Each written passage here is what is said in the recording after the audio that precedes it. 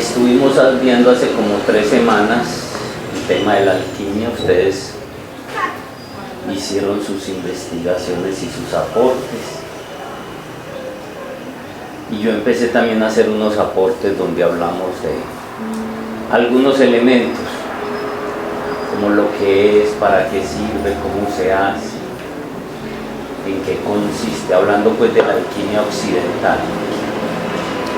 También se habló de los colores de la alquimia y un poquito del lenguaje metafórico que se usa en la alquimia. ¿De los colores se habla?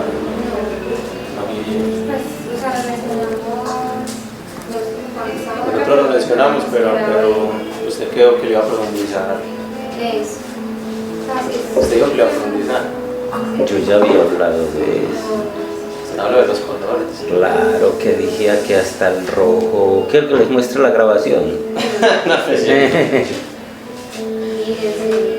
No, yo aquí no tengo nada. Que hablamos de la capa del rey, que la capa del rey era roja, que todos esos reyes que hemos visto. Pero no tratamos el proceso en sí, o sea, porque el orden, porque primero un color, entonces, pero eso no lo... O sea, usted tocó pues varias cositas que tienen que ver con los Voy a colores, buscar la grabación que la tengo. pero no en sí pues hablar del color. No hablé del color. Pues de por qué rojo, el orden sí habíamos hablado un poquito, pues cuando sí nosotros, del negro, del blanco, el amarillo y el rojo. Eso No, que no. ¿Qué más había que haber? Que recién se encuentra en un principio. ¿De qué color es? Negra. Después entra en unos estados de purificación y es. Luego Es la roja. el amarillo. Y terminamos que de eso no se habla mucho, ni se conoce mucho sobre el color. Entonces era eso. ¿Cómo así, Guillermo? ¿Cómo así? Ah, bueno. Vean, los colores de la alquimia se refieren a diferentes niveles de purificación. Necesito un juguito como para que se desacalore. En el crisol por fuego, siempre se refiere, que hasta nos paramos y lo vimos allá. El primer color de la alquimia es el negro. El segundo color es el blanco. Son diferentes niveles de purificación. El tercer color de la alquimia es el amarillo y el último color, el cuarto, es de color rojo, que es el color de la capa de los reyes. Muchos de ustedes han visto la vestimenta del rey y muchos es de color rojo. El auténtico rey es un alquimista que ya maneja el último nivel de purificación. Estos 4 colores están asociados al símbolo de los Reyes Magos. El color negro indica que al comienzo, aunque se tiene el mercurio, todavía tiene un aspecto oscuro. Posee el mercurio seco, que es el ego. Cuando hablamos del mercurio dijimos que usted puede tener el mercurio. Primero hay que conseguir el mercurio. Y el mercurio tiene su contaminación, que se conoce como el mercurio seco. Y el azufre arsenical, que eso del fuego, hablamos de eso, que es el fuego pues que está todavía con Lucifer.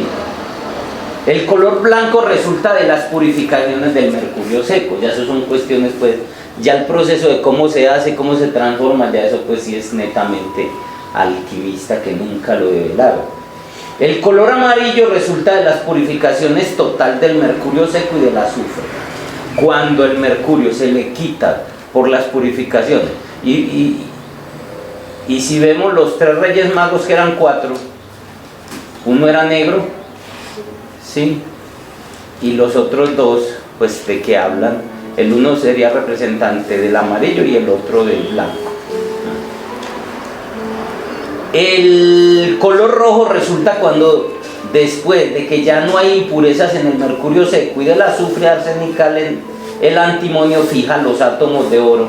También hablamos del antimonio, que representa a Felipe entre los apóstoles, que es la partícula de nuestro ser que fija ya las partículas de oro.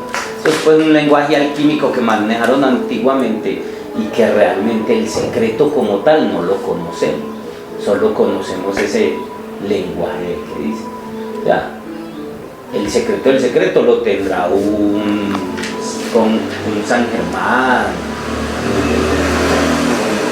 Guillermo Pérez. No, yo todavía no.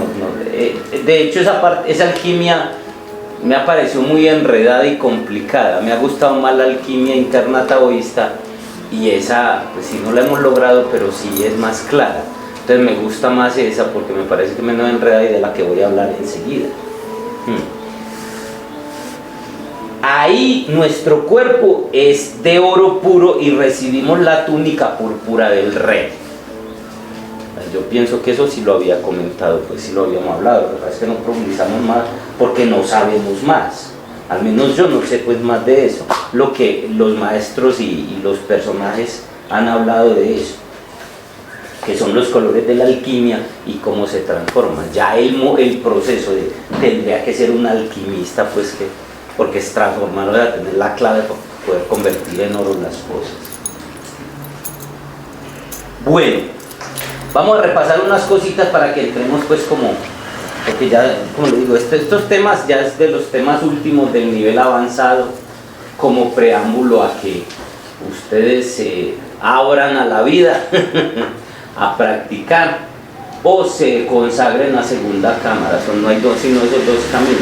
Supuestamente con este tema se terminaba este curso, pero como siempre vamos en un nivel de exploración, encontramos ese libro que les pusimos de tarea, que nos parece muy especial, que creo sintetiza como el trabajo. Entonces todavía quedaríamos pendiente de ese tema. Vamos a sintetizar. La gran obra, recuerden que es de la alquimia, la gran tarea de la alquimia es hacer la gran obra, conocida como el Magnus Opus o el Opus Dei, de la cual la Iglesia Católica tiene una orden, la orden del Opus Dei de los católicos, y eso es todo sagrado, pues sagrado no oculto. La gran obra metafórica, o sea, desde el punto de vista occidental, la tarea es la gran obra. Como la misma palabra lo dice, es una gran tarea por hacer. La gran obra metafóricamente se compone de dos partes: la parte líquida y la parte sólida. La parte líquida es conseguir el elixir de larga vida, que es el elixir de la inmortalidad, que cura todos los males. El elixir pues es un compuesto supuestamente secreto. Lo que pasa es que es metafórico, no es algo pues que sea así como realmente físico. La parte sólida, que es la que se ha buscado más, consiste en conseguir la piedra filosofal, que está asociado también al Santo Grial. O sea, el equivalente a la piedra filosofal de los alquimistas es el Santo Grial de los cristianos, que es con lo que se puede convertir todos los metales pesados en oro. La gran obra, el Magnus Opus, el Opus Dei, o sea, magna obra, la obra de Dios, es conocida en el cristianismo como la búsqueda del Santo Grial. La piedra filosofal y el Santo Grial es el secreto ancestral de la alquimia, de la transmutación. Esta ciencia fue ignorada para la mayoría de la gente. Para el pueblo esto no tenía acceso, o sea, el pueblo común no tiene acceso a esta información. Eso estaba claro y definido, y aún todavía, mire, estamos en pleno siglo XX, donde está todo el conocimiento, y la gente tiene acceso a la cábala o a la alquimia. Porque ya veíamos, la cábala te muestra una propuesta de vida, ya sabes, ya te das cuenta más o menos que Dios no es lo que nos han pintado de Él. Lo mismo la alquimia, estas dos ciencias y artes no las quitaron. Guillermo, pero ¿se podría decir que fueron ignoradas o fueron escondidas? Primero fueron escondidas. De hecho no era sino acceso. Habían ciencias y artes que solo tenía acceso. El sacerdote solo se le entregaba al rey. y el rey de pronto a los más cercanos en la corte, pero no más. Por eso el rey se daba pues los atributos de un hijo de un dios, manejaba. Y los auténticos reyes, si usted lo ve, eso se ve más en el planteamiento oriental que en el occidental, que son dos visiones diferentes. El rey, mire, el dragón, por ejemplo, el dragón oriental no, es más serpiente y no tiene alas, y tiene una perla dentro en el dragón oriental. En cambio, el dragón occidental es más mamífero que reptil y tiene alas. Más sin embargo, el oriental, sin tener alas, vuela. Y la cabeza del dragón oriental es una cabeza más reptílica, y la cabeza del dragón occidental es como la que vemos en el Hobbit, es más representación del monstruo interior, ¿sí? O la que vemos en Eragon, como es el mismo arquetipo. Los reyes y los emperadores realmente era el gran guerrero, era el gran mago, y era el verdadero representante del dios. O sea, para él era entrenado en esas artes, en la alquimia, en la inmortalidad, y no solo el rey, la reina, o el emperador y la emperatriz, más que el de aquí. El modelo del rey de aquí pues no veo ninguno, de pronto el rey Arturo, pero ¿qué otro modelo hay de un rey que haya sido? No se ve, como que haya tenido. La mayoría fueron reyes que conquistaron el trono por herencia o por sangre, espada y sangre. Pero el verdadero rey, el arquetipo del rey, es el Dios que se hace hombre, o el hombre que se hace Dios. Normalmente fue el papel entregado a los hijos de los extraterrestres que llegaron. Porque cuando los extraterrestres llegaron, ellos vivían en la parte superior de los templos. Y sus hijos, pero los hijos con mujeres humanas, fueron los que normalmente heredaron los reinos de los imperios del planeta. Y esos son los héroes solares. Los Perseo, que es hijo de Hércules, que es hijo de un dios y de una humana. El mismo Noé es hijo de un en los Anunnakis, el que hace el papel de Enki y una humana. El último vestigio de los hijos de los dioses es en la guerra de Troya, y es Ulises no, el que muere aquí, Aquiles. Aquiles es hijo de una diosa. Y estamos hablando históricamente, Troya se remonta más o menos, aunque todavía no está muy clara pues como la historia, entre el 900 y el 1200 antes de Cristo. Hasta ahí vienen los vestigios de los héroes, hijos de dioses todavía aquí estando entre los humanos. Sí. Porque el mismo Noé, el mismo Abraham se remonta al 1940, 1950, 2000 años antes de Cristo.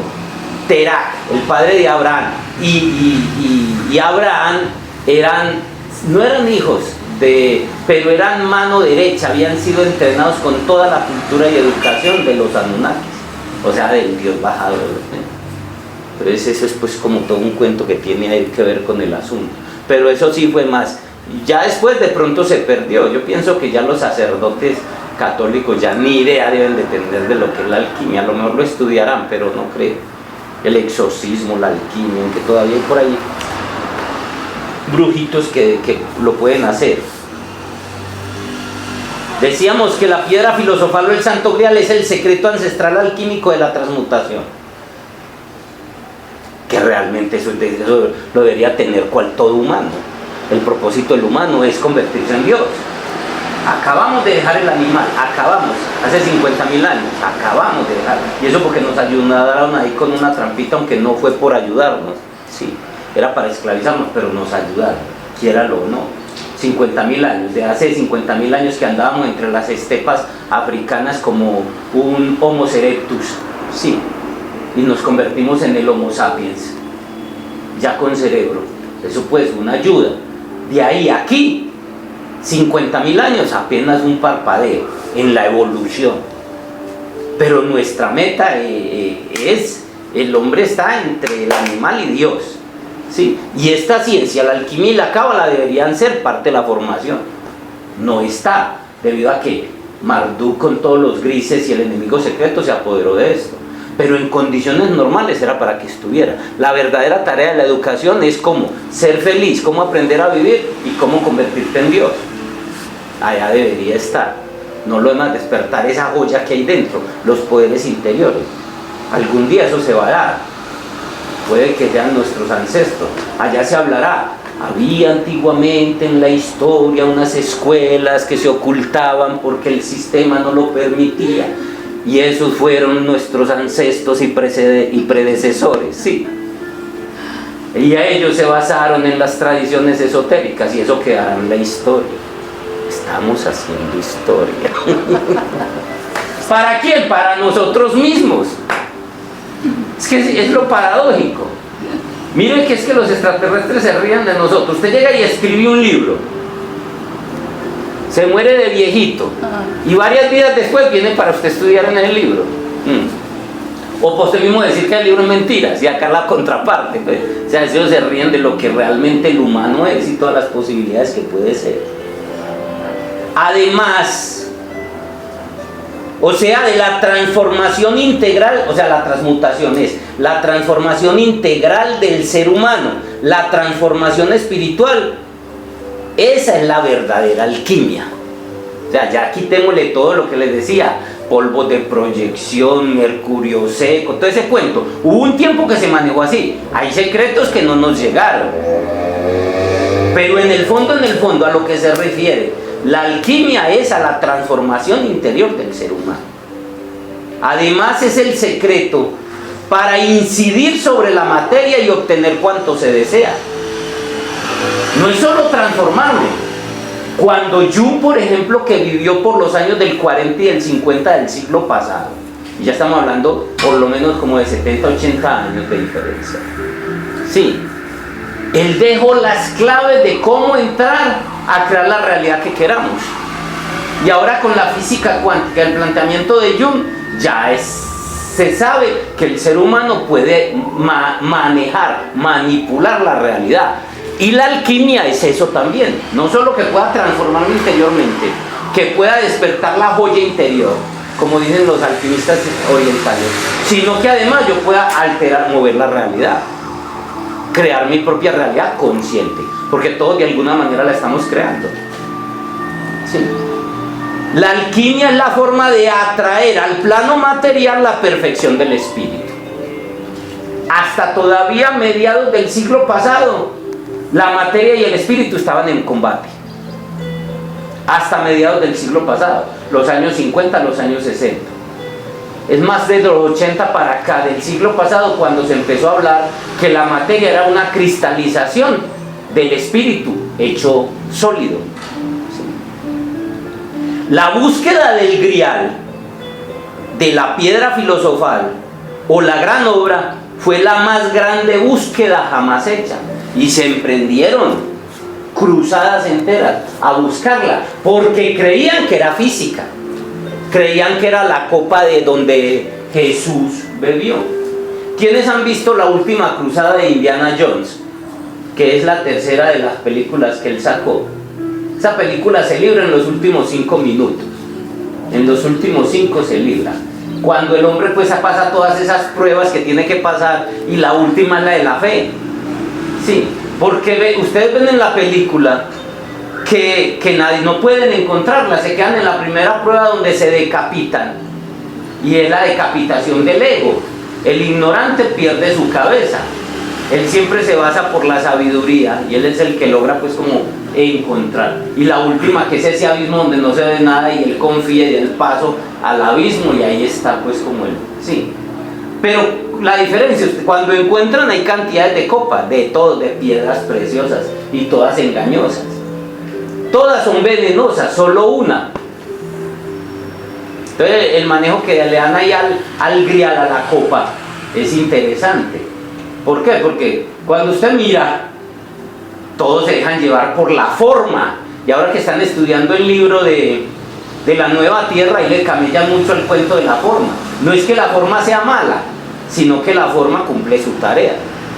Y en la película de la última cruzada de Indiana Jones, la forma, ustedes ven, los ignorantes se dejan llevar por las más bonitas. ¿Y el sabio cuál escoge? La de madera, la sencilla, un carpintero. ¿Qué quiere decir eso? Que no es la forma de afuera la que da el poder de la inmortalidad. Mira, al último dejaron todas, las de querían era la que tenía el poder interior, la del poder de sanar, de echarle agua y después convertir las emociones en vida, porque es que eso es lo que hace la película. Entonces, todo eso es parte de la alquimia.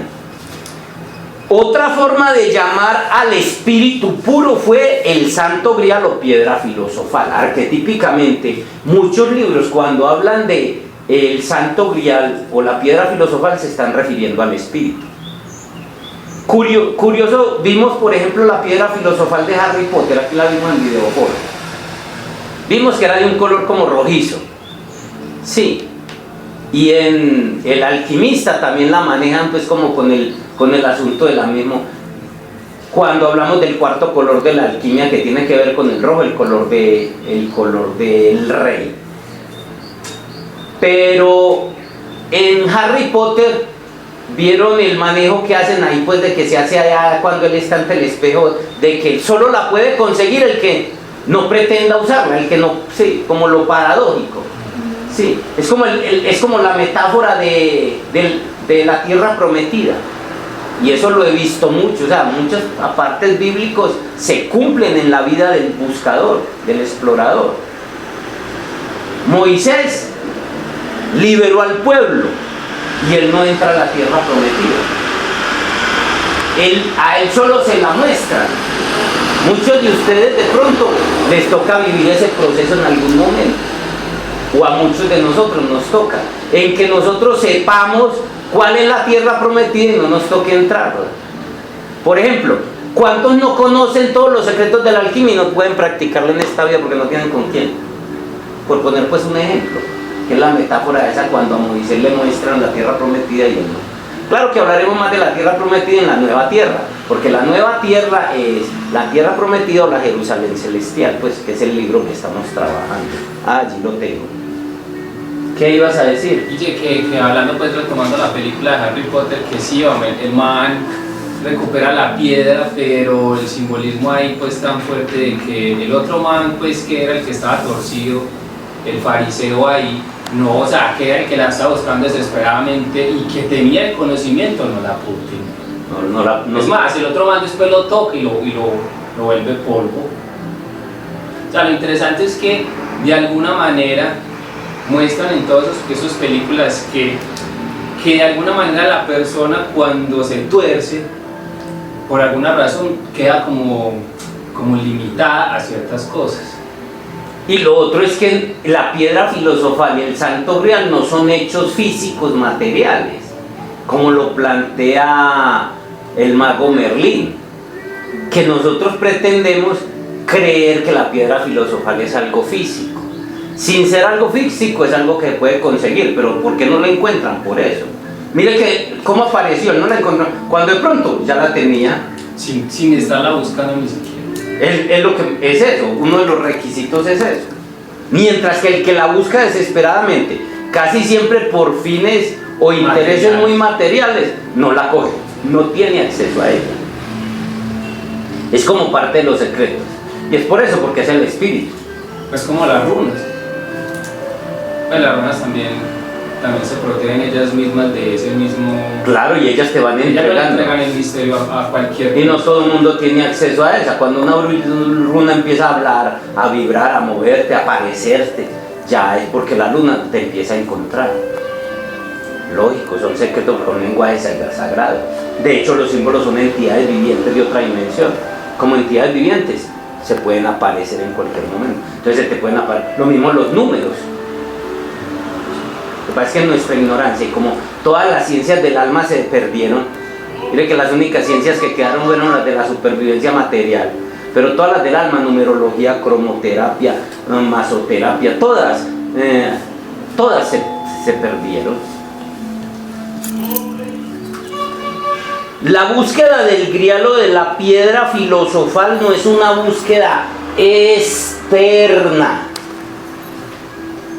porque el grial o la piedra filosofal no es un objeto tras el que se pueda ir. Todavía hay gente que anda buscándola y que consideran pues que tienen la piedra filosofal y todo ese cuento. Y toda la busca. Sin embargo, se puede encontrar por medio de una búsqueda o travesía interior. ¿Sí ve lo paradójico? Eso es lo que normalmente muchos no alcanzan a entender.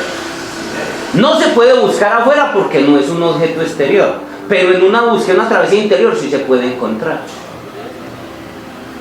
De ahí que la alquimia sea ante todo un proceso interior. Realmente lo que pretende la alquimia es convertir a los seres humanos en oro. Y cuando hablamos oro, no es convertirme en oro físico. Estoy hablando a vibrar con las virtudes del alma.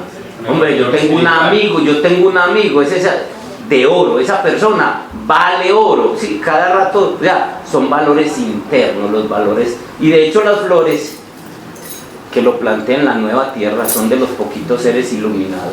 Las aves, los cristales y las flores. Lo plantea este man cuando empieza usted a estudiar ese libro. Sí, las flores son una representación de las virtudes del alma. ¿Sí? Y sin esas virtudes, grave. No grave. Usted mira que lo primero que se hace antes de hacer un ritual, y que la gente va a un ritual, pero lo que menos se fija es todo el proceso que se hace.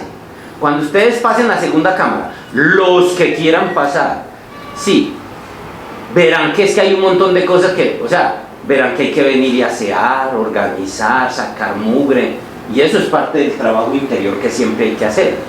Y después viene la Isis, ahora, Eso es humildad, Guille. ¿qué? El venir aquí a hacer el aseo y eso es... No, y es parte del trabajo, es el trabajo de sacar el mugre interior. ¿Usted cree que todos los días tiene que bañar es para qué? O sea, ¿por qué se hizo ese modelo en nosotros? ¿Por qué se hace todo ese modelo? En el proceso de animar a Dios tiene que ser así. Hay civilizaciones donde ya vos no necesitas tener de soporte de vida el reptil. Cuando Jesús aparece resurrecto, con el cuerpo resurrecto, ese cuerpo no tenía nada que ver con el que se llevaron a la tumba. Ese cuerpo ya no tenía sistema nervioso, ese cuerpo no tenía sistema digestivo, era el cuerpo glorioso, realmente era un cuerpo astral solarizado. Y hay niveles de la evolución donde ya nosotros no necesitaremos el reptílico, soporte de vida del reptil. Entonces todo eso, el miedo, jerarquía, celos, ya no está. Pero eso no lo tenemos que ganar. Usted no posee un cuerpo hasta que no se lo gane. Usted no vive en una sociedad avanzada hasta que no se la gane. Cuando su mente y su corazón adquieran cierto nivel, se hace merecedor a nacer en determinada civilización. Si no, muchos cavernícolas que ahora están gobernando, sí, volverán a un estado cavernícola físicamente hablando. Y para entrar a una civilización superior no la tenemos que ganar. Lo mismo entrar a un planeta donde podamos tener nuestra propia alma gemela en el mismo planeta, eso ya no lo ganan sino ciertos niveles, en ciertos niveles cuando usted logra ganarse el amor, cuando usted corona el amor en su corazón.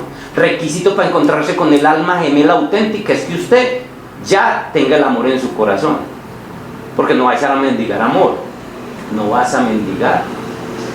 Requisito es que es para dar el amor y lo tienes que conquistar. Y para conquistarlo es con seres que no son tu alma gemela. Casi siempre los enemigos de vidas pasadas. Mira el juego. Es que cuando uno ve ese juego, a lo que juega Dios, uno dice, hermano, es que la dinámica de la creación a la mentira que nos metieron en las religiones y aún en muchas escuelas esotéricas. Sí. Entonces eso es otro paseo. Entonces es convertir a los seres humanos en oro. O sea, convertir los pensamientos y sentimientos de temor, celos, odio, ignorancia, duda, desconfianza en el oro del amor y de la realización. Y no solo eso, cuando tú eres capaz de conectar tu mente consciente con tu mente subconsciente Y con tu mente consciente y tu mente subconsciente poder conectar al inconsciente colectivo, o el mundo causal, o los mundos múltiples, sí, o la matriz divina, como quiera decirlo. Ese día seremos Dios. total. Y va a llegar un momento donde todos podrían ser eso, pero ninguno le va a interesar. Lo que hacía Milarepa y lo que hacían varios Marpa, maestros de la India, para poder entregar toda su sabiduría le exigían que les llevaran bultos de oro. Entonces el discípulo empezaba a conseguir oro por todo lo que enseñaba. Tenía los bultos de oro y se los entregaba. Hay una historia de Marpa hacia Milarepa, creo que era, donde él llevaba un burro lleno con 2 bultos de oro, pero dijo, me voy a quedar con un poquito de oro porque yo también tengo gastos. Entonces cuando le entregó todo el oro al maestro, todo menos esa bolsita, el maestro le dijo, todavía me tienes algo. El maestro, sí, ay, no dudo, y se la entregó. El maestro le entregó toda la enseñanza. ¿Y qué hizo el maestro con ese oro? Lo esparció. Sí, es una ilusión y para ellos, pero eso tiene su enseñanza, que lo que el maestro le enseña pesa y vale oro y hay que pagarlo, pero el maestro no se queda con eso. La materia implica poco, sí, como el cuento que contamos en el curso básico del discípulo que le lleva 2 perlas al alumno, el alumno que le lleva 2 perlas al maestro, y entonces el maestro en un descuido se va una al río, y entonces el desesperado y no la encuentra. Maestro, ¿por dónde fue? Coge la otra y la tira de allá. Sí, entonces, ¿qué quiere decir eso? Que los maestros en la materia, en lo más brillante, no se preocupan. Muy bien. Los secretos de la alquimia sirven para transformar a los mortales de un estado de sufrimiento e ignorancia a otro de iluminación y dicha. Y es solo un estado. Usted puede vivir en un estado de ignorancia, de desazón, de inconsciencia, de depresión, a un estado de plena plenitud, y es un estado solo de conciencia. Pase lo que pase, le tocó morirse de cáncer, porque si uno lo que cree es que los seres iluminados quedan liberados de todo eso, y no es eso.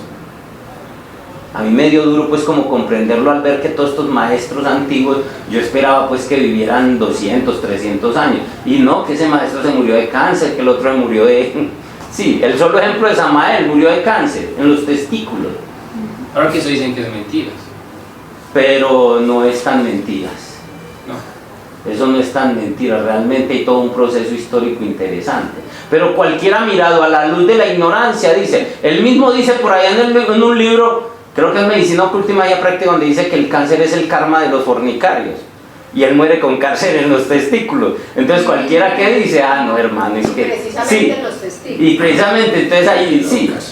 Entonces eso se pone que para una mente racional la despelota. Qué trampa. Sí. Lo que narran es que hubo un momento donde el maestro se enfrentó con su propio guardián interior y le dijo, y te voy a acabar. Y él le dijo, pues si me acabas yo te acabo primero. Esa es la historia metafórica. ¿Qué habrá de cierto o no? Ni idea. Y en esa batalla interior, lo poquito del ego que tenía se le fue a los testículos y generó un cáncer. ¿Será verdad, será mentira? No sé, pero puede ser pues, metafóricamente hablando. Sí. Todos venimos a este mundo es a hacer la búsqueda del santo grial o la piedra filosofal. Ese es el propósito fundamental. Cuando hablamos de la piedra filosofal o la búsqueda del santo grial, estamos hablando de la búsqueda del espíritu. Más allá de lo físico que se haya visto. El santo grial o la piedra filosofal es el espejo de cristal del ser que se refleja en el corazón humano. A mí me ha parecido esta descripción que la da Merlín.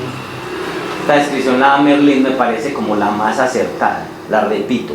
El santo grial o la piedra filosofal es el espejo de cristal del ser que se refleja en el corazón humano. O sea, cuando el ser ya se empieza a reflejar a través del corazón humano, sí, es como la puerta por el que él se puede ver en este mundo. Esa es la piedra filosofal, pero no es un objeto físico. Sí. El espíritu o el ser es el estado de lo milagroso. El estado de lo milagroso es el estado de creatividad pura.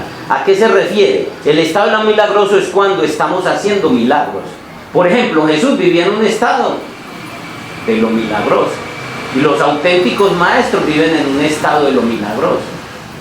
Y no porque se lo propongan, su sola presencia crea la reforma transformatoria, correcto.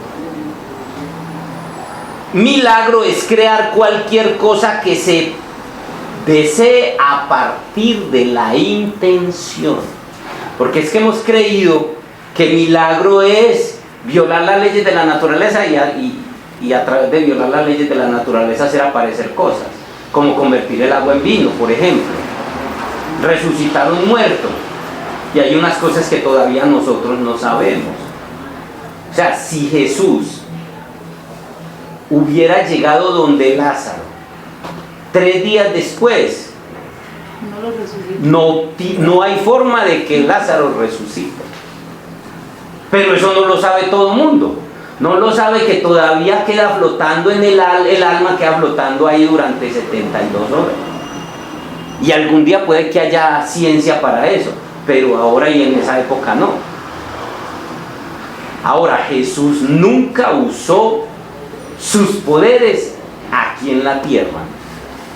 Ninguno de los milagros que se le atribuyen a Jesús los hizo él porque hubiera querido hacerlo. Su primer compromiso, él se comprometió ante el Padre a cumplir un código para que no se perrateara mucho la enseñanza. Y cumpliendo el código, mire cómo se perrateó. Imagina qué tal si no. Uno de los códigos era que él no se iba a casar, ni se iba a enredar con hijos. Por ella le atribuyen hijos. Sí. Otro de los códigos era que no iba a dejar fotos, ni retratos, ni escritos, ni libros, nada de eso. Él era un artista fuerte, pintaba fuerte. Usted se imagina si todavía se están por ahí peleando por las astillas de la cruz. Y creo que por ahí le venden, creo que astillitas de la cruz. Sí. Pues ya están yendo, Guille, por ahí me di cuenta estos días que no falta pues la gente que está en película. Y por ahí hay una señora que manda que trae agua del río donde Jesús se bautizó y que trae esa. Empezando porque esa la mentira es que en la Biblia dice que es el Jordán y no fue en el Jordán. Fue en un ¿cómo es que era? Un ramal del Jordán. No fue ni siquiera en el Jordán. Pero la fe hace milagros. Y no faltará el que toma esa agua y se cura de un cáncer. Sí. Y le achacan. No, y la venden y eso vale en plata. Por eso, entonces imagínense. Dentro del código moral que el maestro tenía, dentro del código ético que él tenía, era que él no iba a entregar su mensaje a base de hacer piruetas y cosas raras. Lo que pasa es que detrás de él estaba lo que el maestro llamaba el Padre y los suyos, o sea, los ángeles del Señor, como diría la Biblia. Y habían unos momentos de tanta compasión del maestro, que eso pasó en cada uno de los actos. Él apenas sufría, pero era un acto de tanto amor en su corazón, que como seña, los ángeles del Señor o los otros que estaban detrás de él utilizaban una tecnología que ni sospechamos, que se puede decir divina, pero no es más que tecnología. Cualquiera que mire ahora la acción de una acción láser, de yo coger un equipo de sonido allá y yo aquí con simple control lo accione, y que de pronto yo pueda hacer, no muestre el control, sino que yo haga, sí, también mismo eso empiece a hablar. ¿Cómo sería visto en una cultura inferior? No, un milagro. Sí, yo digo, ¿quiere que lo apague? Y lo único que hice fue presionar un botón. Sí. Entonces lo que es muchos actos bíblicos y todas las cosas, entre eso los milagros pues del Señor, la fecundación de María, son tecnologías que todavía para nosotros tan primarios, pero no es más que tecnología, sí. Entonces, en un libro de Samael está como una foto que dice que es de Jesucristo, entonces eso no salió una foto de él. Hay un libro de Samael donde aparece alguien así con el pelo. No, eso nada de eso es. De pronto puede ser fotos de seres que los han visto en la cuarta dimensión. Sí. ¿Qué tan cierto es? Porque yo puedo ver, son proyecciones, vimos en el tema de los peligros de la meditación, usted puede fijarse eso. Mire, si usted ve a un hindú soñando con Dios, ¿con quién sueña? Con Shiva. O Brahma o alguno de esos. Y va a haber seres de muchos. Pero si vemos es a un indígena azteca o maya, de pronto va a ser el dios cocodrilo, ¿sí? Entonces, ¿cuál es la realidad ahí? Sí. Entonces, puede ser una imagen que hayan bajado o de una experiencia real en lo interno. Yo no podría decir que no. Lo que digo es que parte de la ética del maestro se cuidó mucho de no hacer nada de eso. Entonces, milagro es crear cualquier cosa que desee a partir de la intención. Es cuando aprendemos a crear la realidad. Por eso la vida es un milagro. Y debemos aprender pues como a crear la realidad. ¿Alguna duda en torno a esta alquimia occidental? Porque vamos a ver lo que es la alquimia interna taoísta. Que como les decía es una visión. Entonces casi todos esos seres de alta jerarquía que vienen a este planeta a hacer, digamos, su trabajo, también digamos que esos códigos, digamos, así como Jesús que tú dices que vino con esos códigos de nada de foto, nada de publicidad, nada de esto, sino que la misma gente es la que se encarga, digamos un Osho, digamos seres así que han venido con un alto nivel espiritual, que digamos que el mismo sistema los ha hecho famosos pues, pero realmente ellos en el fondo, su ser no quiere eso. O sea, ese es el sistema el que los hace famosos. Jesús con los demás hay una diferencia abismal. Por el simple hecho de que digamos, el ser espiritual que hay detrás de Jesús, estamos hablando es del mano derecha del patrón. O sea, es el que creó este universo en el que estamos. O sea, de ahí para allá se viene todo. Y es un privilegio pues nosotros estar en un planeta donde vino la propia encarnación de Micael pues. O sea, de él para arriba no está sino el Padre. Sí. Los demás son seres que de alguna manera se han iluminado. Llega un momento donde ellos no quieren, sino que de hecho hay muchos que se han iluminado en la historia y nunca se han registrado. Algunos porque la vida les puso a que dieran un servicio, ayudando pues como a vencer como la forma y a poder que el plan de Dios prospere. Pero es porque ellos se iluminan. Pero llega un momento donde ellos no quieren hacer esa tarea. O sea, sí la quieren hacer, pero no quieren figurar. Y no es agradable. Para ellos es preferible quedarse por ahí como un Don Juan cualquiera. Sí. Por ejemplo, lo que hizo Gandhi. ¿Usted cree que eso es bueno? Saber que tiene que renunciar a familias, renunciar a todo y saber que lo van a matar sus propios discípulos. Todo ese cuento porque la historia es la misma. Siempre terminan matando a sus propios líderes. Pero eso en el fondo ellos no lo quieren. Pero el caso con Jesús era otro paseo, pues era directamente, ese es el creador de este universo y él para allá, sí. No tanto Jesús era la forma física, el ser que había detrás de él, eso era de él, no es ni comparable. Bueno, la alquimia interna taoísta. En este proceso de la alquimia yo quería pues, soy más afín a esta cultura oriental. Y parece que alguna vez pues debía haber encarnado por allá, porque pues por esa afinidad tan profunda que tengo. Entonces por eso me fui más a estudiar la alquimia interna y me es más afín, más complicada esta, más enredada me parece, porque si bien usted codifica los símbolos, ¿qué hay de tangible en eso? Mire que en el fondo no hay como casi nada, en cambio este sí es más tangible. Dice, la alquimia interna taoísta es el proceso de transformación interior hacia la iluminación espiritual. En esencia, es lo mismo, ¿sí? Es la ciencia y arte que cultiva los tres tesoros. En China, una de las cosas principales son los tres tesoros. La esencia, el Qin, se escribe... ¿quién me trae el tablero? Qin. Sí, déjame el tablero para... Sí. El Qin. Bueno, escribirlo porque pueden sonar muy parecidos mientras eso voy a ir. Consta de 8 pasos. Primer paso, conservación de la esencia o el chin.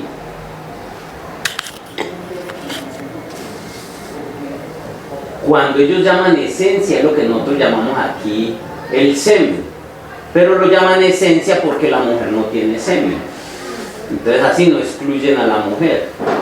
Sí. Entonces, cuando el semen se agota, la vida se acaba. Es un planteamiento que tiene esta alquimia interna. Sin aceite no hay fuego.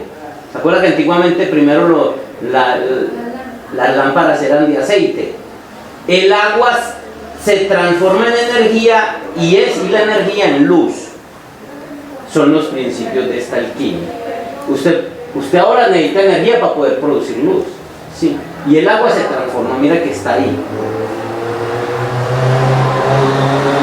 Permite conseguir la longevidad física y la inmortalidad espiritual. Consiste en conservar la esencia sema en esa primera etapa.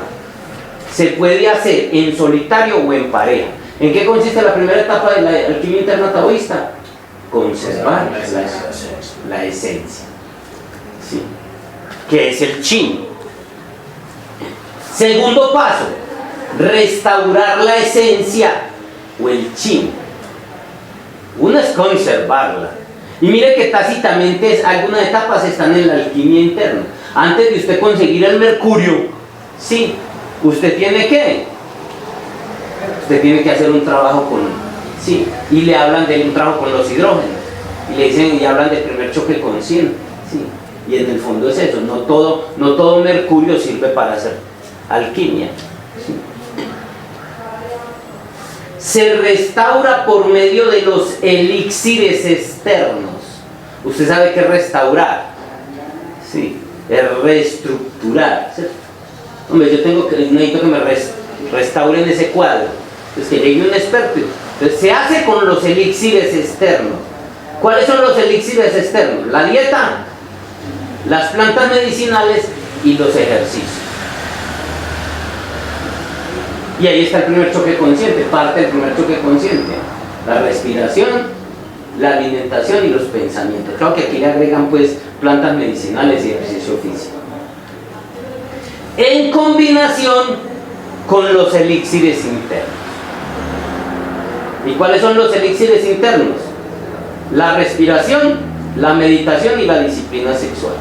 Es lo que plantea la alquimia. Mira que es como más tangible.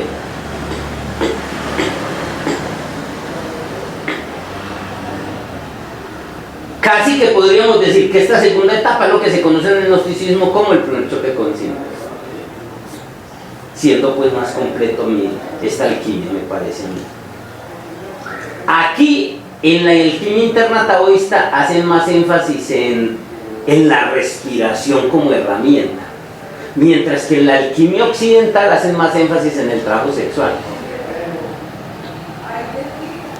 Tercer paso.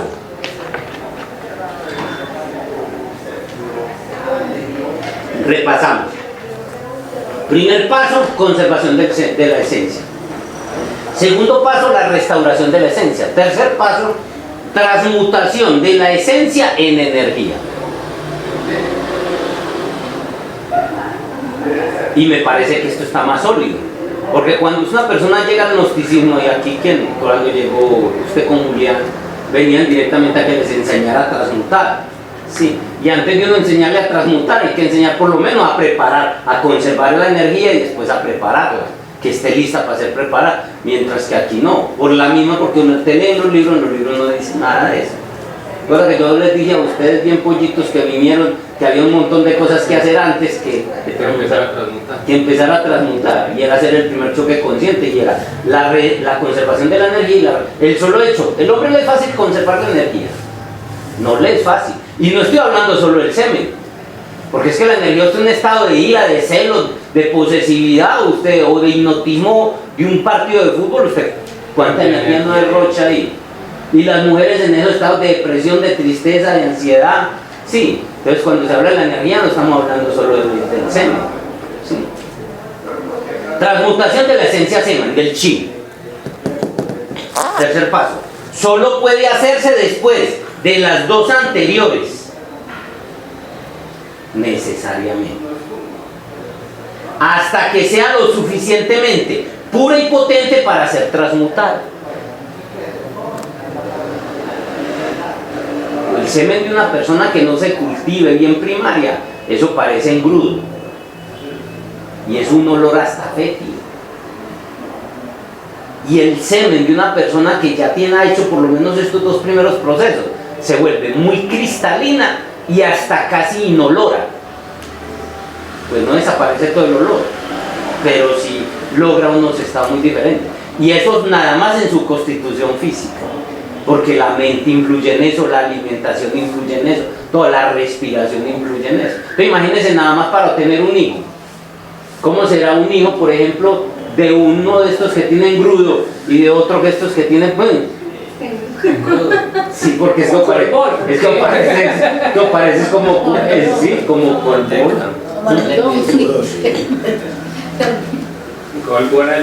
Esta etapa exige una profunda quietud de la mente, el aliento y del cuerpo.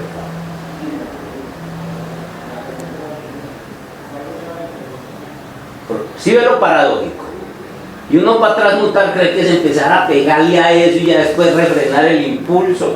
Y aquí antes plantea es quietud. Y por eso es que aquí se habla del orgasmo de Valle, donde usted sí se excita, pero es una excitación. Debe ser, es lo paradójico en el tantrismo y en la transmutación, de que usted debe ser excitado pero relajado. Pues difícil de... Excitado pero sereno. Pero eso, ¿sí? Y se puede entrar a un estado de excitación así. Esta etapa se realiza por medio de la meditación y algunas disciplinas sexuales del kung fu ovárico y sexual. La respiración juega un papel importante aquí. Activa como un suave fuelle que atiza los fuegos internos y la alquimia interior. En la alquimia occidental de las tradiciones también se usa el fuelle. Y es importante, siempre en la alquimia uno de los elementos importantes es el fuelle, porque usted o le da fuego o le quita fuego al fogón, pero en las tradiciones que caminé mucho tiempo por ellas sin conocer esto, no hacen casi énfasis en eso. Sí. O sea, es después que uno conoce todo esto que sabe que hay que hacer este trabajo respiratorio. Y todo lo que es el trabajo respiratorio es un trabajo con el chi. Cuarto paso. El cultivo de la energía. Yo lo bauticé la barriga del Buda, como para que quede claro. El cultivo de la energía. La barriga del Buda es un arquetipo. Primero, Buda es un arquetipo. ¿Qué metáfora hay en el inconsciente colectivo de la gente respecto a Buda? Sí. Que usted llegue y le toca la barriga, sí, y que eso le trae abundancia y prosperidad, ¿cierto? Y eso es verdad, pero es arquetípico. Primero, Siddhartha Gautama se graduó como Buda, pero él no era barrigo. Y usted lo ve aquí así siempre. Eso es símbolo de que acumuló grandes cantidades de chi o prana en el depósito, en el segundo tantien. El primer tantien es el sexo, el segundo es el jara, aquí, abajito del ombligo, 4 abajo, 4 adentro. Ahí es el depósito de la energía vital. Cuando al Buda lo pintan así, no era de lombrices, el hombre mamado, era mucha hambre en la carne. Sí. Era flaquitico. Pero Buda, ese es Siddhartha Gautama, pero Buda sí tiene eso. O sea, tanto trabajo con el chi que llegó a tener grandes depósitos. Y tener grandes depósitos de energía vital, que es el dinero cósmico con que se mueve aquí en la materia. ¿Qué es sobarlo? Es activarlo. Quiere decir que cualquiera que active su jara y lo llena de energía vital, ¿qué le trae? Prosperidad, abundancia. A la gente le obra por la fe, el poder de la mente subconsciente. Creo en eso y se me vuelve realidad. ¿Por qué es tan difícil después de que usted deja de ser bebé ya conseguir las cosas? Por eso mismo. Se lo he dicho a algunas amigas con las que camino a veces, que porque a mí no me da, que yo hago esto, que primero lo hacía y ella no me da. Sí, primero uno se movía desde la fe. Y como era un bebecito, es como uno le dice, mamá, agua, y hasta jugo te trae. Sí. Pero si usted está ya bien grande y la mamá está por allá, mamá, agua, y antes tráigame usted mismo. Sí. Ya usted tiene que pararse a conseguirla. Y conseguirla no es sacarle la nevera, plata con que conseguir, dinero. Entonces es eso, cuando crecemos se vuelve más difícil el asunto. Entonces cuando usted es pequeñito, una persona espiritualmente hablando, eso le coge fe a la sangre de Cristo, a los clavos del Señor, sí, a los calzones de María Magdalena, cualquier cosa que le coja fe, y eso le hace el milagro. Es el mismo. Pero cuando vos ya estás grandecito, vos ya sabes que los calzones de María Magdalena los quemaron porque ya vos ya ves que la sangre de Cristo se secó hace mucho rato, que los clavos de Cristo son cualquier clavo. Ya estás grande, entonces ya eso no te funciona, ya no te sirve simplemente creer porque ya no sos capaz. ¿Por qué he dicho yo que es el punto más difícil? Porque si sabemos cómo se hace, pero tampoco somos capaces. Hombre, no, listo, no es sino conectar la mente subconsciente con la mente consciente y con la matriz divina. Yo ya eso lo sé, pero háganlo. La duda, pues todavía, mire el punto, por eso he dicho que este punto donde nosotros estamos es el más duro.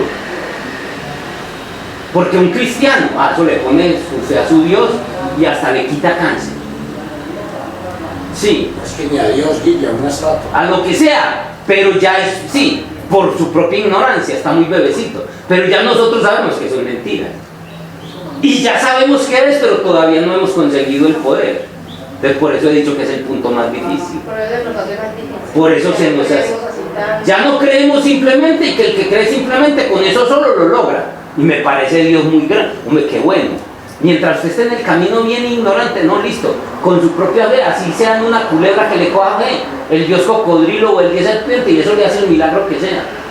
Pero cuando creces, conseguí el poder, es que a mí me pasó, y yo se lo pregunté a un maestro, al maestro Gargacuchine, le dije, maestro, yo al comienzo, yo veía cosas, yo sentía cosas, sí, casi que lo que pedía se me daba.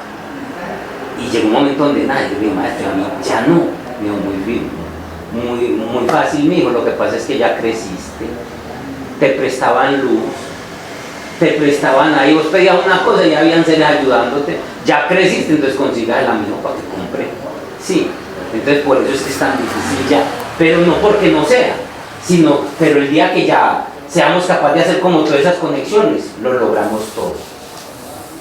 Entonces estábamos diciendo de la cuarta etapa, la barriga del Buda.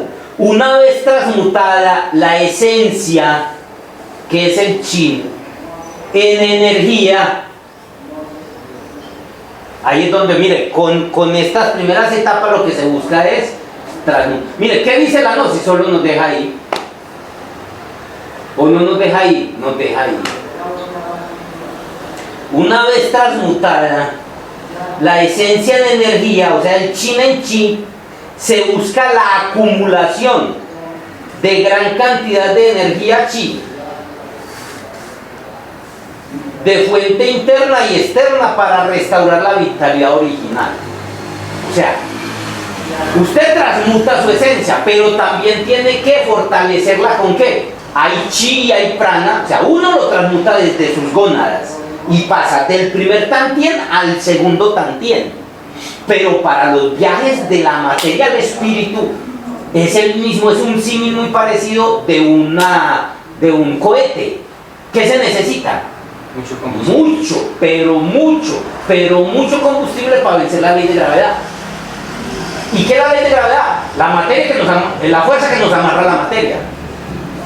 Y así como se da de un cohete para salir Va a llegar el momento, ya está pasando. Pues no, todavía no ha pasado para poder todavía, pero va a llegar un momento como una nave espacial que simplemente sale y es capaz de despegar como hace un ovni. Todavía el humano no ha sido capaz de vencer la fuerza de gravedad. O sea, mira que el transbordador ya es capaz de aterrizar, pero es un proceso. Pero todavía para despegar necesita esos grandes tarrados de hidrógeno líquido. Y no en vano el hidrógeno está asociado a la energía sexual. La energía sexual se conoce como hidrógeno sexual C12. ¿Sí? Y es hidrógeno, ¿para vencer qué? Lo que nos pega, esa fuerza que nos pega la materialidad. Entonces, ¿qué necesita? Grandes tarrados y en la barriga del Buda para poder ser capaz de despegar hacia lo espiritual. Entonces, mire que el símil es parecido. Entonces, la persona, no solo la que transmuta, sino la que coge de los alimentos y la que coge del aire. ¿Sí? ¿Ves? Para eso, ¿y para qué son todas estas raras? ¿Esa barriga es para qué? Para poder ser capaz de que ese combustible lo despegue. Porque así como es afuera, es adentro. Se aprende a conectarse con la batería cósmica por medio de la respiración y la meditación. Quinta etapa.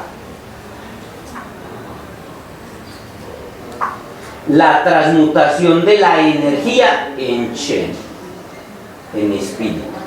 O sea, la transmutación del Chi en Chen. Entonces ya vimos pues las primeras etapas, ¿cierto? Desde cero hasta de cómo hay que conservarla, después cómo hay que refinarla, después cómo hay que transmutarla, después cómo hay que acumularla y ya después ya, ahí estoy listo. Y ya por eso es que me parece que la ciencia oriental, sobre todo el taoísmo, es tan claro y preciso.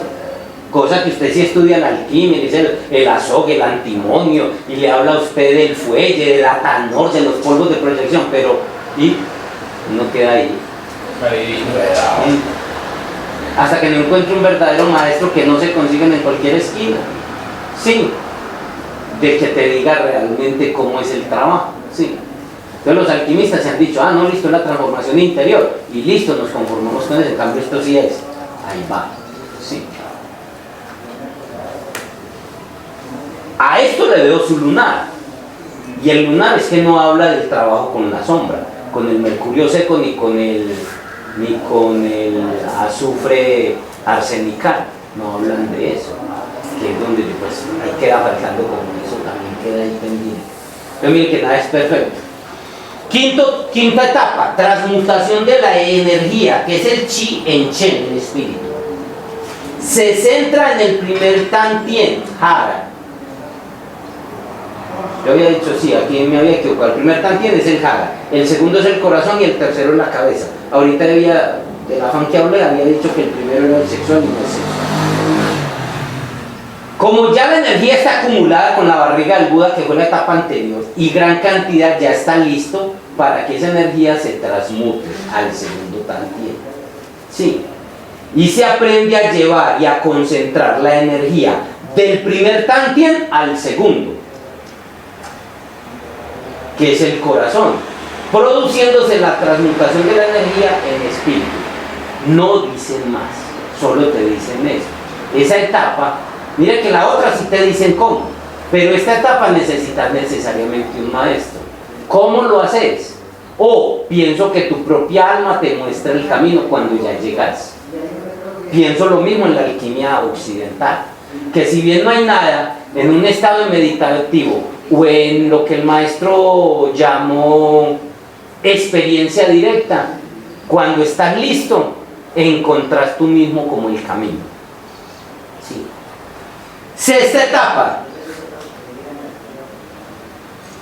Entonces ya mire que con la energía la transmutamos en espíritu.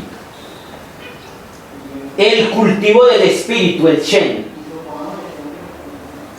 ahora se lleva la energía del segundo tantien del corazón al tercer tantien de la cabeza, produciendo la expansión de la conciencia y el vínculo de los poderes del Tao. Se crea un cuerpo de diamante que se conoce como el espíritu puro, la inmortalidad. Y eso lo hacía ellos, normalmente los maestros lo hacían con puro trabajo meditativo y trabajo respiratorio. Ya eran procesos pues muy internos. Hasta el trabajo en el primer tantien era Qigong, Kung Fu, y eran Pakua, Xingyi, artes internas. Sí, eso lo hacían pero ya estos eran más que todo, en esos últimos niveles los maestros siempre estaban en pura meditación y trabajo interior, de puro trabajo de fuerza. Sí.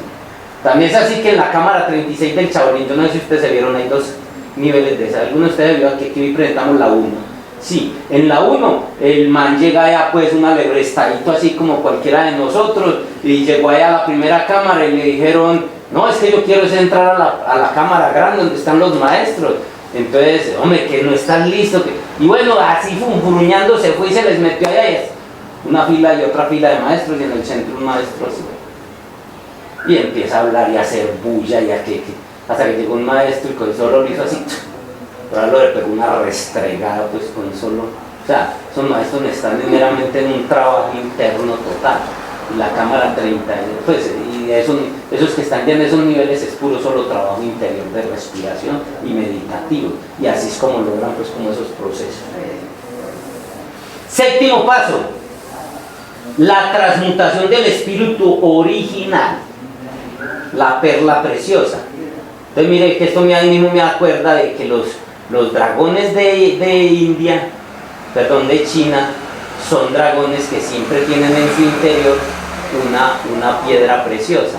Y es lo que se conoce en Dragon Ball Z como las esferas del dragón. Lo que me parece interesante es que en Dragon Ball Z las esferas están afuera, pero es como que fueran vomitadas por el dragón. Pero yo me he visto varias películas y tengo varias películas donde hay una que se llama la perla del dragón y consiste en devolverle una perla hermosa que le da un poder a un rey que se lo robaron, un dragón que iba a recuperar su perla. Y ya he visto varias películas de China con dragones que tienen una perla en su interior. Está asociada a eso. Se adquiere la verdadera sabiduría cósmica, entra en contacto directo y abrumador con la presencia del Tao, el vacío, Dios. En esta etapa se transmuta el espíritu ordinario en espíritu cósmico. Entonces mire que aquí ya están dando algo que uno ni sospechaba. ¿Sí? Entonces ya por ejemplo el taoísmo te da un planteamiento que no te da la ciencia occidental. Nosotros hablamos de llegar al espíritu, como decir a Keter. Y aquí están diciendo, de pronto puede ser a eso lo que se refiere, lo que estudiamos en la Cábala, de que usted llega a Keter, que es el espíritu, y que después tiene que entrar al absoluto. Entonces, el espíritu cósmico puede ser el absoluto, y el espíritu ordinario es el Keter de cada uno de nosotros. Podemos hablar de eso porque ya vimos la clase de Cábala, ¿se acuerdan? Entonces, puede ser porque estos no hablan de Keter y absoluto, sino que hablan de ese proceso. Pienso que aquí se están refiriendo ya es a eso. Que el espíritu cósmico al que aquí se refieren es el absoluto de la Cábala, y el espíritu ordinario es tu ser particular. Es la llamada iluminación. Y en el libro que están estudiando, La Nueva Tierra, hacen una definición muy, muy particular y me parece muy interesante de lo que es la iluminación. Y la octava etapa es la transmutación del espíritu cósmico puro en vacío. ¿Qué? La transmutación del espíritu cósmico puro en vacío. ¿Y cómo lo asocio yo con la Cábala hebraica? Entonces, el espíritu ordinario que es Keter cuando pasa al absoluto. Y como el absoluto tiene tres niveles, está el Ain, el Ain Sof y el Ain Sof Aur. Sí. Entonces está el manifestado que es el Ain Sof Aur. Sí. El de la mitad no nos interesa a nosotros porque ese de las tres esferas del absoluto. ¿Se acuerda cuando vimos la Cábala? El segundo no nos interesa porque es de donde deviene todos los cosmos. Sí. Pero ¿cuál es el otro? El Ain, el inmanifestado, el eterno, el que no se puede hablar. Es a ese al que se refiere cuando usted transmuta. El espíritu cósmico es el Ain, Sof, Aur. Y transmutarlo en el espíritu cósmico puro es el Ain, ya el que es el vacío total. ¿Sí? Esta es la etapa de retorno a la fuente. Es uno de los grandes, es uno con el gran vacío cósmico del que proviene, se adquiere la inmortalidad espiritual.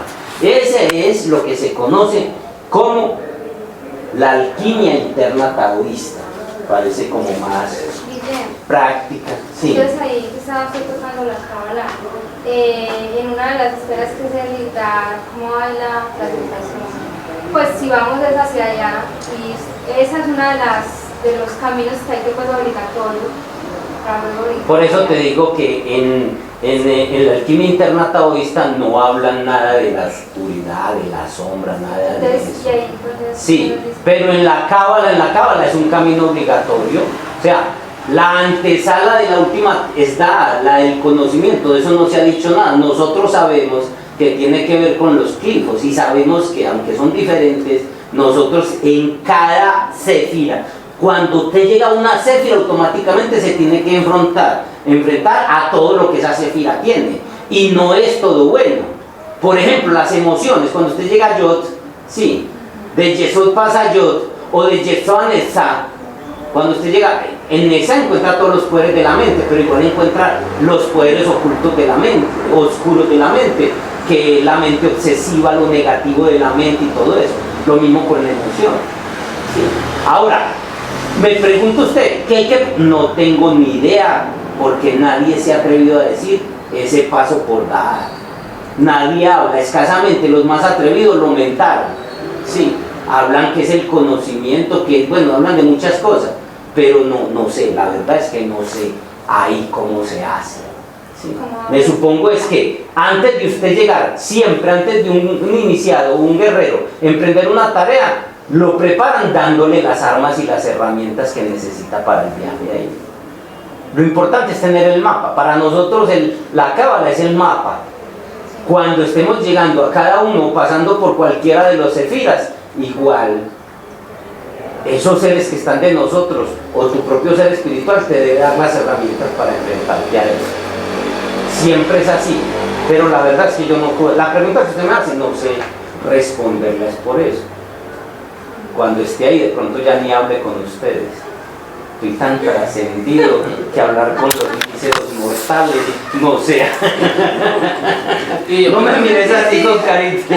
Yo digo que eso ahí, con esa edad es como todos, o sea, usted va empezando a entrar a un céfiro y ahí mismo está el clivo. Es que no es que primero entra al céfiro y después entra al clivo, no. O sea, al entrar al céfiro, obviamente coge. Es lo que decía, ahí están los dos. Pero no hay que negar que hay una céfira que es dar. ¿Qué trae? Los más atrevidos no lo mentaron, los demás se lo saltaron. Algo tiene que ver con lo oscuro, me supongo. Pero será cuando estemos ahí, sí. Ya haber pasado uno por Tiperet y haber pasado ya, pues, yo creo que es momento de preocuparse cuando llegue allá. Sí, porque ahí puede quedar atrapado, porque ¿sabes? Esa sombra, porque no es oscuridad, para mí es como una sombra, queda yo pienso que más es una trampa, como un vacío. Es como una trampa. Un vacío de cómo lo pasa, pero la verdad es que sí, en ese mapa nadie lo ha dicho, yo no, ahí sí no, es que no lo sé, no soy tan trascendido, realmente yo soy todavía aquí un mortal como ustedes. Ya para terminar, quiero hablar de un poquito del sendero del mago, porque el sendero del mago está asociado a la alquimia. El sendero del mago lo solemos relegar al campo de lo mítico, pero realmente está aquí. O sea, lo relegamos ¿a quién? Al mago Merlín, a Voldemort o a Gandalf. Sí. Estar vivo es experimentar la magia. La vida es magia. Luego hablar del sendero del mago es hablar del sendero de la vida. Ya no en forma arquetípica. El mago viene a ser cada uno de nosotros. Mire, usted es un simplemente ordinario cuando solo está montado en la supervivencia y en el piloto automático del animal para sobrevivir. O cuando usted decide despertar y empezar a ser dueño de usted mismo, automáticamente se convierte en un mago. ¿Qué es la magia? Cuando hablamos de magia, hablamos de algo que está lejos de nosotros y que es sobrenatural. Pensamos que es hacer algo que está más allá de lo humano a hacer aparecer de la nada cosas. Eso es lo que creemos normalmente la magia. Hoy en día asociamos la magia con la ilusión. Podríamos definir la magia como la ciencia y el arte oculta que, valiéndose de ciertos actos o palabras, producen resultados contrarios a las leyes naturales conocidas. Entonces mira que ya podríamos hablar que es ciencia. Sí, lo que yo les decía el ejemplo ahora. Si yo me fuera para una civilización, hablemos de ir a un castillo del siglo XV o del siglo XIV, y que pudiera tener por allá unos baffles y un equipo de sonido, y yo de otro lugar bien potente, con un control a encenderlos y que den luz y que den... Sí, eso solo sería un acto. Apareciera ese equipo ahí, eso la gente ve eso como un monstruo. Sí, o me vería como un dios o como un demonio. Lo más normal es que me vean como un demonio. Sí. Y yo ser capaz de, con solo mover una mano, hacer así, realmente apretar un botón para que accionara un control remoto, eso serían actos, sí, pero simplemente estaría moviendo. La energía eléctrica, que es eso obedece a unas leyes, a un fenómeno natural, que en ese tiempo no existía. Yo digo, veámonos contrario, que viniera un ser del futuro, de 300 años en el futuro, que no habrá en el futuro en 300 años. De pronto ya no necesiten ni moverse para transportarse, ni necesiten vehículos. Sí. De pronto que no necesiten ni hablar. Y tecnológicamente que no manejarán. Pues nosotros conocemos un tipo de electricidad, en el universo hay 7 tipos de electricidad. Sí. ¿Qué tecnología no podrán manejar que a nosotros? A un ser de esos, ¿cómo lo veríamos? Como un dios. Y eso lo llamaríamos magia. En el fondo es pura tecnología. Y lo vi fue en las películas de Stargate, Puerta a las Estrellas, no sé si ustedes la vieron alguna vez, y ahí mostraban que lo que eran herramientas tecnológicas de una civilización avanzada se convertían en herramientas supersticiosas y religiosas y milagrosas, sí, de una civilización atrasada. Sí. Un bastón que realmente era la llave para mover una máquina. Sí, en una civilización ahí la tenían en un altar y la adoraban y le cantaban. Y un guerrero de esos del futuro simplemente la cogía porque era para abrir una puerta de una... Sí, era de una nave o cualquier cosa. Entonces, es más o menos como eso para que nuestra mente se expanda a comprender un poquito lo que es la magia.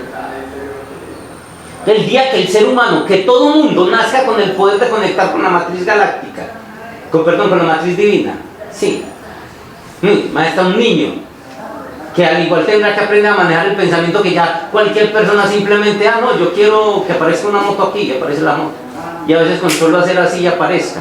Y que eso se vuelve tan común como andar con un celular o hablar solo con un celular. Si en los 70 vemos a una persona con, ¿no oís cómo está? Pero sí, vení. ¿Qué le pasa? Sí, y ahora usted ve a cualquiera por la calle en esa, sí. Lo mismo pasa, o sea. Guillermo, cuando yo realmente no sabía que existían estas cosas que se meten en los oídos, que uno no se da cuenta. Yo cuando estaba en la Academia Vieja, por aquí, a veces que venía a comprar por aquí al supermercado Madrid, un día yo venía y un hombre iba y yo lo oía, pero no le veía ninguna, y yo decía, ese hombre está loco. Porque cada cosa que me di cuenta que existe que estaba claro. Es cuestión de eso y que no se moverá en el futuro, que sí, o sea que tenemos que estar con la mente muy abierta, y de eso se trata todo esto, ir abriendo nuestra mente para que mañana o pasado mañana se nos aparece aquí, se nos va materializando un ser, y entonces nosotros no nos empezamos a arrodillar por como un dios, ni tampoco a salir corriendo porque es un demonio, sino que simplemente alguien se materializó. Vaya a ver que se le materialice a la mamá de uno en la casa, si no le da un paro cardíaco. Sí. Sí. Y aún de nosotros, ¿cuáles de nosotros en este momento, ya sabiendo lo que sabemos, sí, se empieza a materializar un ser, y nosotros qué haríamos? ¿Cómo haría nuestra respuesta emocional? O sea, realmente puede que en la cabeza lo estemos manejando, pero seríamos con la respiración ser capaz de... Sí. Controlar el miedo, no dejar que suba. Sí, porque usted piensa que puede ser que es un demonio que se está materializando, puede ser el propio Dios que se te está, o un ser superior, sí. Digo, que la gente le viene pidiendo a Dios y apenas le aparece le da un paro cardíaco y se muere. Sí. Podríamos definir la magia, bueno ya. Quien realiza la magia se les llama magos, brujos o hechiceros, a quien se le atribuyen poderes sobrenaturales y han soportado una carga religiosa. Y nada que ver. Lo que les decía, automáticamente nos asocian con Dios o el demonio y ya religiosidad. Y simplemente puede estar manejando tecnología. Un Gandalf, un Voldemort, el mismo Harry Potter, todo esto. En el fondo podrían estar manejando una tecnología que es para el humano en cierto nivel. ¿Sí? El poder de cierto poder en la mente. ¿No ven una cosa que marcan mucho en las películas de Harry Potter y son los de sangre sucia? Y hablan de sangres puras. ¿Qué están hablando? Que hay cuestiones hereditarias. O sea, que los sangres puras eran personas de raza pura para ser magos. ¿Qué quiere decir? Que eso se heredaba. Puede que se hereden ciertos atributos y poderes para usted manejar ciertas cosas. Entonces, a los magos, brujos o hechiceros se les ha presentado como vínculos de Dios o del demonio, siempre. Podríamos definir la magia de una forma más científica, como la ciencia y el arte de saber usar sabiamente los secretos de la naturaleza en nuestro favor. Hay cosas que todavía la ciencia no conoce, lo que ya está, por ejemplo, que va a haber un tiempo, yo supongo que va a haber un tiempo en que se podrá sacar tecnología, donde puede el hombre poder tener acceso, por ejemplo, a la mente cósmica y ser capaz de mover una montaña con fuerzas de la naturaleza. ¿Acaso la electricidad no es fuerza de la naturaleza y la utilizamos a través de motores? Sí. Pues, ¿qué problema es después manejar otras energías que están más allá? El magnetismo no lo manejamos cada rato. Sí. Y así, infinidad de cosas. Solo que ahora apenas conocemos eso. ¿Qué habrá en lo profundo del átomo que ni sospechamos? Porque apenas estamos en la periferia del átomo. Si un hombre moderno, eso es lo que permite que ciertas naves espaciales puedan hacer lo que hacen. Sí. Cosas que sería imposible para nuestra tecnología hoy en día. Si un hombre moderno con la tecnología viajara, bueno, es el ejemplo que les puse ahora, no confundamos la auténtica magia con el ilusionismo de circo. Esos que aparecen por ahí haciendo pirueticas y que desaparecen cosas. Sí.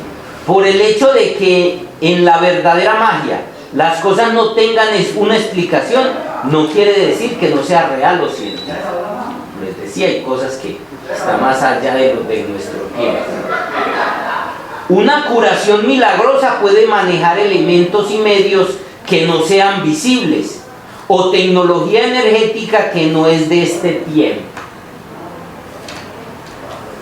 Y muchas de las curaciones milagrosas de Jesús fue tecnología extraterrestre, pero súper avanzada. Hoy no se creen los magos, pero es una realidad de que existen en forma metafórica. O sea, Gandalf como tal no existe, pero no hay personas que ya son capaces de ir creando cosas. Y eso llegará un momento que el ser mago va a ser un estado natural de la mente humana. O sea, cualquiera va a poder. De hecho, ya estamos descubriendo que nosotros somos los que creamos la realidad que queremos. Un nivel donde ya se controla algunos niveles. El mago es una descripción mítica y arquetípica de un nivel más avanzado del desarrollo del ser humano, lo que les estaba diciendo. O sea, el mago como tal, este arquetipo del mago, de Gandalf, por ejemplo, que es el arquetipo de un nivel donde ya se controlan algunos niveles invisibles y energéticos de la naturaleza. Ya hoy, por medio de la física cuántica, se sabe que cualquier cosa que se pueda pensar o soñar, la puede uno volver realidad. Ese era uno de los secretos de la alquimia. Uno de los secretos de la alquimia era que usted pudiera crear la realidad que quisiera. Recordemos que la magia Perdón, por lo tanto no hay nada de mítico o mágico que no pueda hacerse realidad desde la matriz divina, los universos múltiples del inconsciente colectivo. Recordemos que la magia es un atributo de Dios y o su representante. Y si vamos a ser Dios, y si vamos de hombre a Dios, sí, la magia es un camino obligatorio. De hecho, cuando usted coge el libro de sabiduría del tarot, sí, la primera carta es el mago. No, pues hablo de la 1, usted me está hablando de la 22. No, pues en algunos tarots la primera carta es el no. Lo que pasa es que yo siempre que hablo del egipcio, que era el que estaba en las piedras. Los demás son degeneraciones de ese. O sea, en los egipcios en la primera carta es el mago. El mago, en el tarot egipcio. Y el loco es la última. Y el loco es la última. Sí. Entonces, yo siempre que hablo del tarot hablo de esa. Porque de hecho los otros los he comprado, pero es que no me provocan ni abrirlo. Después de que usted conoció los que fueron tallados en piedra por lo extraterrestre, todo lo demás vino de ahí. Y algunos no se le acercan ni. Sí. Entonces, como libro de sabiduría es ese. Y usted coge el libro del tarot y la 1 es el mago. El padre, pues. Dentro de cada uno de nosotros hay un mago que ve y sabe todo y está más allá de los opuestos del bien y del mal, de luz y oscuridad. Ese mago es nuestro guía, es nuestro ser. En el arquetipo del mago Merlín, Gandalf, Voldemort o a un Harry Potter, no vemos solo una persona exótica y lejana, sino el mago que tenemos dentro de nosotros. O sea, lo que hay que hacer es despertar. El mago interior es esa parte de nosotros que tiene conocimiento absoluto y no está confundida, está más allá del ego y no se afecta por el tiempo y el espacio, ni por las cosas del mundo material. O sea, Merlín es un arquetipo que debemos algún día despertar en nosotros. Y si está afuera lo podemos tener adentro. O sea, hablando de la alquimia, la última etapa de la alquimia es el trabajo con el mago. El mago interior es silencioso y puro, siempre presente, pero habla suave. No nos dejemos engañar por este disfraz de carne y sangre que se cae con el tiempo. Él esconde un núcleo de conciencia pura que vive en lo infinito y eterno. El mago no solo hace magia, sino que también hace alquimia, transformación. O sea, que practica la alquimia. Transformar el plomo de la personalidad en el oro del espíritu, tanto psicológico como espiritualmente, es parte de la alquimia que hace el mago. El mago no está tanto para hacerle magia a los demás, sino para hacer un trabajo interior. Ojo, el sendero. Pasó de año también, Guille. Pero hablamos del mago pues que está en el camino, porque los otros son maguitos pues que realmente no son tan poderosos. El auténtico, porque mire que en El Señor de los Anillos, el mago que está por encima en el rango de Gandalf, ¿cómo se llama? Saurus. Ese se tuerce y se pone al servicio del lado oscuro. Y desde la después de ser un mago de luz. Y era un mago sí, pero no pasó por las que pasó Gandalf, ¿sí ven? Pero por lo general, por lo lógico, está al lado que el mago puede escoger, pero por lo general, el mago como estado del ser es de luz. Y es un estado por el que tenemos que pasar. El sendero del mago es el camino de la sabiduría y de la transformación interior del ser humano, de un ser ordinario a un ser inmortal. Cuando usted se monta en este camino, ya se convierte en un mago, quiéralo o no. Empieza a tomar decisiones que cambien el rumbo de su vida conscientemente, cosa que no hace la gente común y silvestre. La gente toma decisiones, correcto, pero no es consciente de esas decisiones por las cuales se monta. El mago interior también se le llama el testigo. Para el mago, el momento presente es su hogar. Ahí era donde quería llegar. Para el mago, el momento presente es su hogar. El momento presente es la única partícula que no muere. En el momento presente estamos en contacto con la fuente de la vida y la energía ilimitada. Lo que pasa es que uno pretende, cuando entra en niveles de conciencia y cuando entra en niveles de mago, uno pretende, o la alquimia, uno pretende ver cosas raras, ¿cierto? Y resulta que no, todo es común. Claro que tenemos que llegar a obrar pues todavía, pero la idea es que por ahí es por el camino del mago. En el momento presente estamos en contacto con la fuente de vida y su energía ilimitada. Entonces nos están dando una clave poderosa. Ya, vivir en el presente es convertirnos en mago. Sí. El momento presente es la puerta a la eternidad. Estar en el momento presente es ser un mago.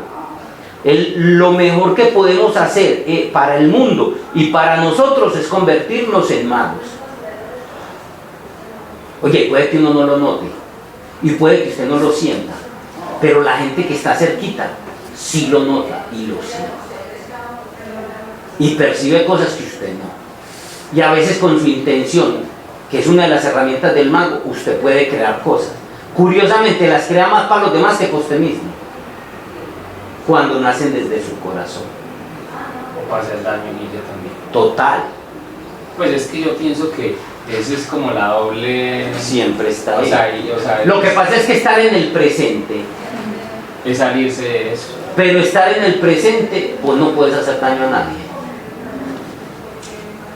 El problema es del que se vuelve mago, que aprende cómo manipular ciertas cosas y no está en el presente. Ahí sí le entiendo yo.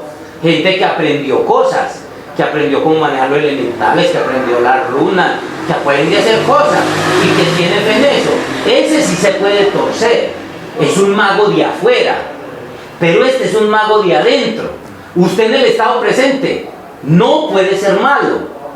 No puede hacer daño a nadie. Es imposible. ¿Sí me entiende? Claro, no, yo lo entiendo. Y si ha vivido el presente, sabe que estoy diciendo la verdad. Sí, porque ahí automáticamente desaparece. Ese es el verdadero camino del mago. Y vos puede que no lo percibas. El que aprende runas, el que aprende a manejar los elementales, el que aprende un montón de cosas. Sí, ese sí puede hacer daño, pero ese no está en el presente. Ese no es el sendero del mago del que estoy hablando. Y de hecho no es del que hacemos nosotros un curso. Pues ahí estamos trabajando la magia, pero siempre, la magia de runas, pero estamos enfocando a un camino espiritual igual. Más así, de hecho este mismo tema lo tengo que tocar en magia rúnica. Sí, para hacer un enfoque del sendero del mago como viviendo el presente. Y ahí es imposible que el ego se meta, porque el ego vive solo. En el pasado y en el futuro. Si vos estás en el presente, imposible que le haga daño a alguien. Y ese es el que se pone de celoso, envidioso, resentido, porque en el ahora eso no existe. En el ahora eso no existe, nunca podrá existir. Entonces mire que el sendero del mago está por ahí y una vez vas curado contra la maldad. Sí. Sin olvidar pues que hay una maldad en cada uno. Claro, y que está presente en el mundo. Sauro está ahí haciendo daño, pero Gandalf siempre estaba en el presente con sí, porque él vivía en el ahora, mientras que Sauro no. Entonces, no era control y sometimiento. Y poder, lo que implica la magia. Mientras que el otro está ahí, está con los enanos, está ahí con el trabajo, ahí, siempre con ellos, allá en la fiesta, en las montañas, siempre ahí viviendo el presente. Ese es el sendero del mago.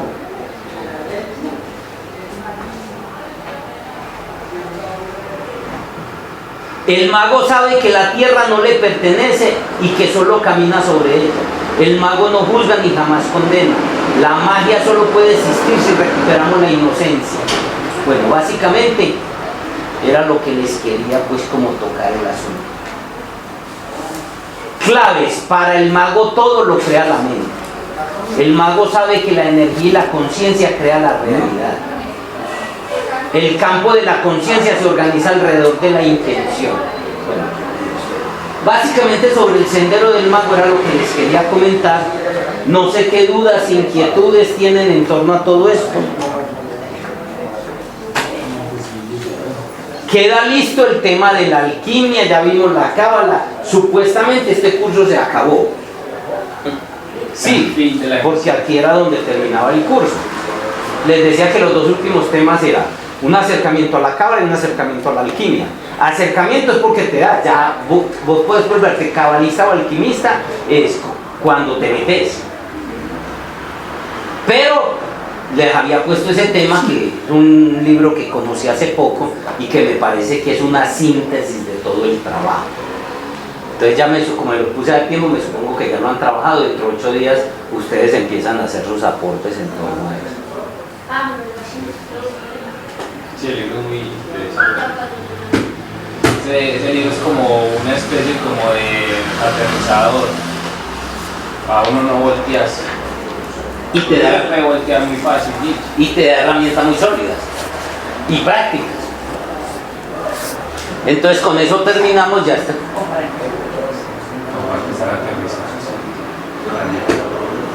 Y ya con eso terminamos pues